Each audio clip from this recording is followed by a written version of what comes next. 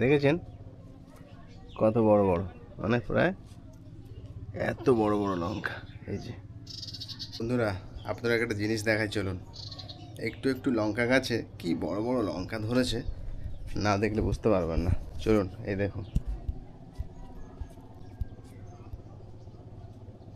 কত বড় বড় লঙ্কা।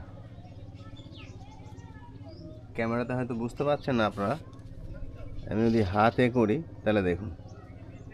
দেখেছেন কত বড় বড়, মানে প্রায় এত বড় বড় লঙ্কা। এই যে এই যে দেখুন। মানে আমি ভাবতেও পারছি না যেগুলো কি লঙ্কা, এত বড় বড় কেন হয়েছে গাছে। লঙ্কা সাইজগুলো দেখে আমার কিন্তু মনটা ভরে গেছে। এবার কতদিন লঙ্কাটা হয় সেটাই শুধু দেখার পালা। এই দেখুন,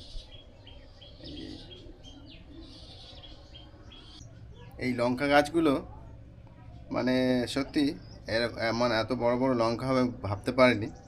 দেখুন শুধু লঙ্কার সাইজগুলো দেখুন, মানে অসাধারণ। আর এগুলো কিন্তু মানে সারা বছরই হয়, মানে প্রায় 1-1.5 বছর ফল দেয়।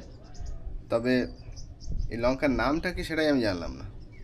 যদি আপনারা জানেন এই লঙ্কার নাম, অবশ্যই কমেন্ট করতে ভুলবেন না। কেননা আমি এর চারাটা লাগিয়েছি, কিন্তু আমি নাম জানি না।